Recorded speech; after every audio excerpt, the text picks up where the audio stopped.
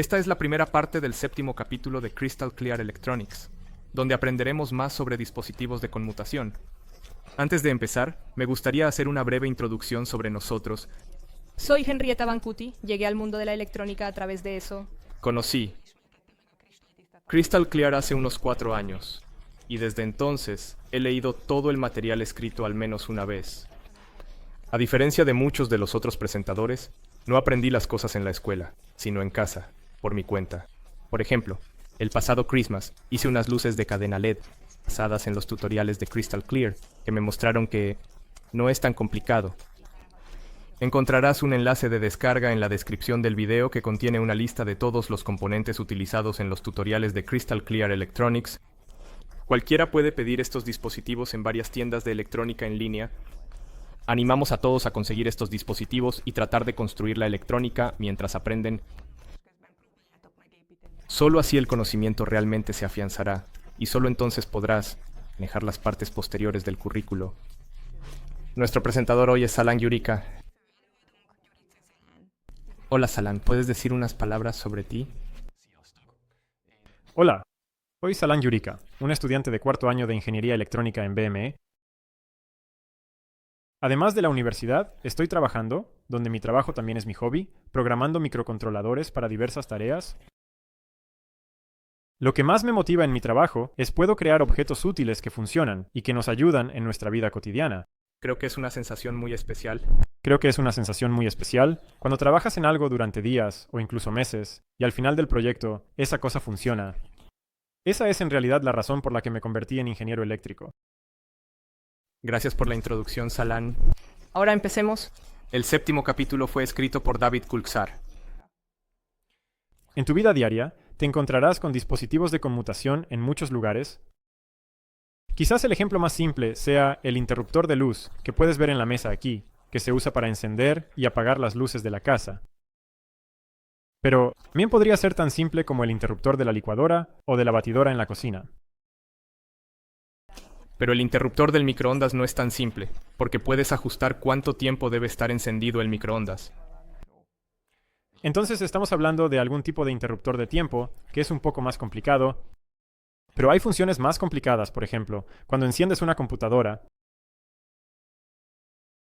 Primero presionas un botón y luego millones o miles de millones de dispositivos de conmutación.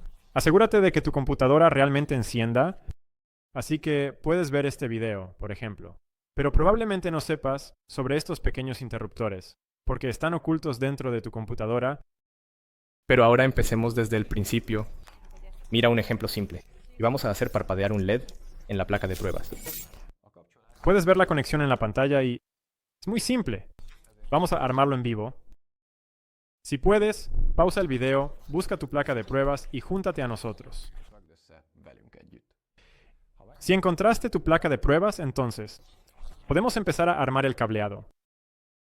Hagamos el circuito juntos. Primero, conectamos el DC, terminal a la barra de alimentación de la placa de pruebas, en la que más tarde conectaremos la fuente de alimentación. Luego, insertamos la resistencia limitadora de corriente, para evitar que el LED falle. Después, también colocamos el LED en su lugar, asegurándonos de que la pata más corta del LED, es decir, el cátodo está conectado a la resistencia y a través de ella a tierra, o GND. El último paso es conectar un extremo del cable a la pata más larga del LED, el ánodo. Aquí, lado de mí, la conexión se hará en un segundo. Henrietta, por favor conecta la fuente de alimentación para ver qué pasará. Podemos ver claramente que el LED se enciende. Esto sucede porque el circuito se cierra y la electricidad fluye a través del LED. Si desconectas ese cable verde, entonces el circuito se romperá y por lo tanto no fluirá corriente y en consecuencia el LED no se encenderá. Así que puedes implementar un interruptor conectando o no conectando este cable a la placa de pruebas. Bueno, de esta manera, es un poco demasiado complicado hacerlo. Puede ser bastante lento realizar esta operación de conmutación. ¿Sería recomendable usar algún tipo de dispositivo de conmutación? Sí, hay muchos tipos diferentes para elegir. Hay unos que se controlan mecánicamente y otros que se controlan electrónicamente. Los mecánicos se pueden subdividir aún más en bistables y monostables. O más simplemente interruptores, botones pulsadores. Así es. Y los que se controlan electrónicamente incluyen relés, transistores bipolares, MOSFETs y toacopladores. Empecemos con los dispositivos de conmutación mecánicos. La idea de estos es que el estado del interruptor se puede ajustar manualmente, según si queremos abrir o cerrar el circuito. El diagrama a la izquierda muestra un interruptor general. A la derecha hay un diagrama esquemático del mismo interruptor. Los números 1, 3 marcan los terminales del dispositivo de conmutación. Estos terminales se pueden insertar en nuestro circuito para hacer que nuestro interruptor funcione. El terminal, en otras palabras, la pata, marcado con el número 1, se llama polo. Esta es la salida común del interruptor. Esto significa lo siguiente. La salida marcada con el número 1 está en contacto con una de las salidas del número 3. El estado del interruptor está simbolizado por el contacto móvil número 2, así que esto se puede ajustar inclinando el interruptor. En el caso de los dispositivos de conmutación, el número de polo indica la cantidad de contactos móviles, es decir, cuántos subensambles se pueden encontrar dentro del dispositivo físico que son capaces de conmutar. El número de interruptores marcado con el número 3 define cuántos terminales puede conectar nuestro polo. Así que, este es el número de contactos para un solo polo. En esta imagen puedes ver un interruptor de inclinación mecánico en estados ensamblado y desensamblado. Este interruptor contiene dos subensambles de conmutación. El interruptor se realiza mediante un interruptor móvil. Cuando se inclina el interruptor, el mecanismo de resorte, que en la foto es verde, integrado en su cubierta, crea una fuerza en la dirección del interruptor móvil, lo que inclina el interruptor móvil hacia el contactor, así que se conecta al polo y al contactor. Si el interruptor se inclina hacia el otro lado, entonces el contacto móvil se moverá en la otra dirección y la conexión se interrumpirá. ¿Cuáles son los parámetros de este interruptor? El número de polo de este interruptor es 2, porque hay dos subensambles de conmutación separados en él. Estos son independientes entre sí. Puedes conectar hasta dos circuitos diferentes al mismo tiempo. El número de contactos es 1, porque solo podemos ver un contacto para cada subensamble. El interruptor solo es estable en dos posiciones. Es decir, está apagado, encendido. No tiene otras posiciones. Todos los interruptores son así. No. La característica adicional de los interruptores es el número de estados que tienen, es decir, ¿cuántos estados estables puede tener el interruptor al inclinarlo? ¿Esto no siempre son 2? Por ejemplo, hay un interruptor que tiene un polo y 2 contactos. Sin embargo, es un dispositivo de 3 estados, porque tiene un cierto estado estable, donde no está conectado a ninguno de sus contactos. Por ejemplo, en los secadores de pelo, es común que cuando está en la posición del medio, esté apagado. Si lo mueves en una dirección, solo activará una velocidad lenta, y si lo mueves en la otra dirección, activará una velocidad rápida. Este es típicamente un interruptor de 3 posiciones. Puedes ver uno de estos interruptores de 3 posiciones en mi mano. En la posición del medio, el polo no hace contacto eléctrico con ninguno de los contactos. Cuando muevo este interruptor de 3 posiciones a esta posición, la salida del medio del polo hace contacto con este contacto de la derecha. Si giro este interruptor a la posición de la izquierda, el mismo polo del medio hace contacto con el contacto de la izquierda y el interruptor está nuevamente en la posición abierta. En el caso de un dispositivo con m número de polos, n número de contactos, m número de polos, puede conectarse a n número de contactos. Se utilizan abreviaturas separadas para indicar el diseño interno de los interruptores, que son las siguientes. En esta tabla puedes ver las diferentes abreviaturas y sus nombres y descripciones. Las primeras 2 líneas se refieren a los polos. Las 2 líneas siguientes o últimas se refieren a los contactos. La abreviatura para un solo polo es SP. De manera general, hay interruptores de doble polo abreviados como DP. Siguiente. Siguiente. Veamos las designaciones para los contactos. El polo mide 1 pulgada de largo. El primero es de un solo tiro, abreviado como SAN, de manera general, Aproximadamente. El segundo es de doble tiro, abreviado como DT. Estas abreviaturas tienen varias combinaciones diferentes en el mercado: SPST, SPDT, DPDT. Usaré estas abreviaturas. A continuación, para simplificar la ilustración de las estructuras internas de manera más detallada.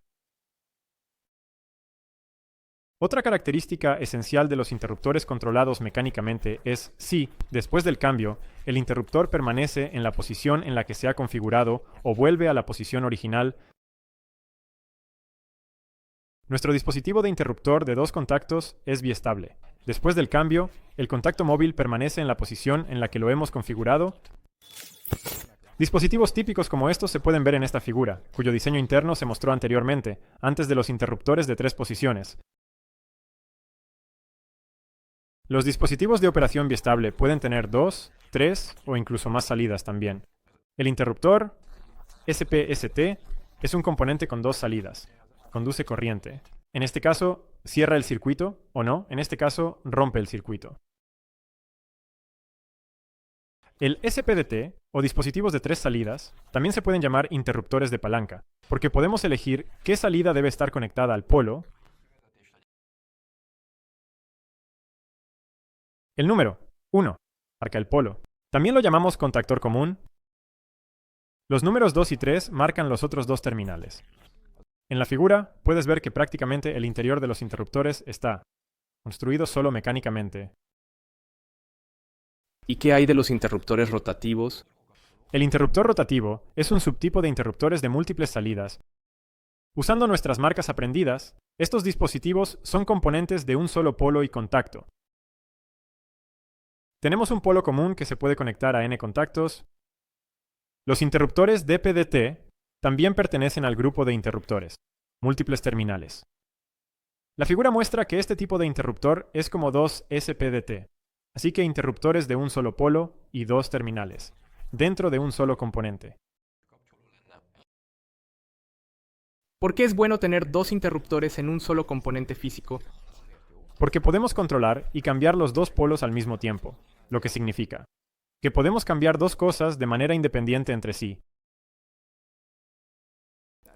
Por supuesto, hay componentes que tienen varios interruptores integrados, es decir, se pueden encontrar varios interruptores dentro de un solo componente, y estos son independientes entre sí. Un dispositivo como ejemplo es el interruptor DIP. No es más que la construcción de múltiples interruptores SPST en un solo componente. Ahora entiendo todo sobre los interruptores biestables. ¿Podemos hablar sobre cómo funcionan los interruptores monostables? Esos dispositivos pertenecen al grupo de los monostables, que regresan a su estado original después de cambiar. La razón de esto es que si dejamos de presionar ese botón, es decir, el botón ha sido liberado, entonces un pequeño resorte empuja el contacto de vuelta a un estado estable y se mantiene ahí también.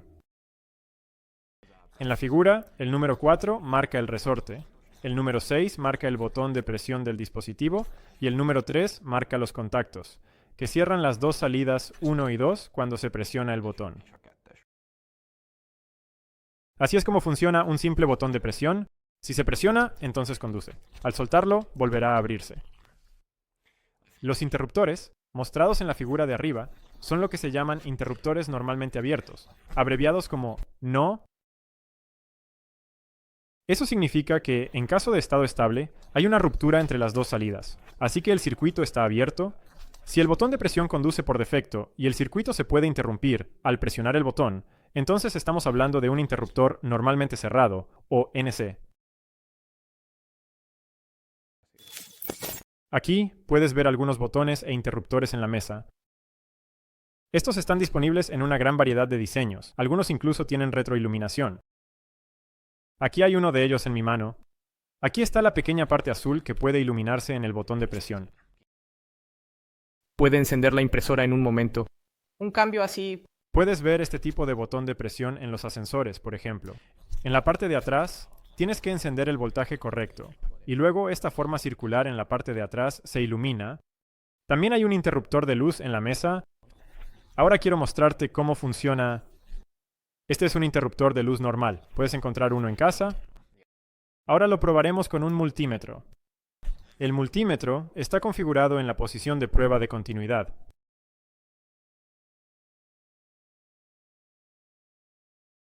¿En la posición de un investigador universitario? Esto es... La forma en que funciona es que si tocas dos cables juntos, el multímetro emite un pitido. Ahora... Conecto los cables del multímetro a las salidas correspondientes del interruptor de luz. Y si cambio el interruptor de luz de manera segura, el multímetro emite un pitido de aviso. Esto significa que hay contacto eléctrico entre el contacto y el polo. Así que, al discutir esto, hemos llegado al final de los interruptores mecánicos. Desafortunadamente no. Desafortunadamente, nada es ideal en la realidad. Así que tenemos que hablar de un fenómeno muy importante, el rebote de los contactos. Esto puede existir en cualquier interruptor mecánico. Para cada interruptor mecánico, se debe tener cuidado de asegurar que los contactos, al presionarse juntos, primero, durante un periodo de tiempo muy corto, con una amplitud imperceptiblemente pequeña a la vista, pueden comenzar a rebotar entre sí, y luego se establece el estado de contacto constante. Esto es lo que llamamos un rebote, que puede hacer que algunos circuitos fallen. Ilustraría el problema en este diagrama con un botón pulsador. Al principio de la imagen, el botón no está presionado, así que no hay contacto entre los dos contactos.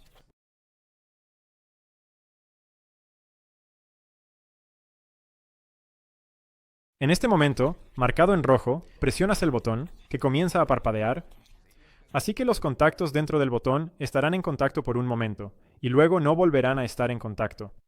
Esto ocurre varias veces, hasta que se establece el contacto final y estable entre los dos terminales. Con el estado al final de la figura, es importante notar que esta acción toma muy poco tiempo, generalmente unos 10 milisegundos. Este fenómeno no deseado jugará un papel en el resto del currículo, donde construiremos una protección contra él. Ahora que hemos discutido esto, hemos llegado al final de los interruptores controlados mecánicamente. En el próximo capítulo hablaremos sobre interruptores controlados electrónicamente. Nos vemos en el próximo video. Adiós.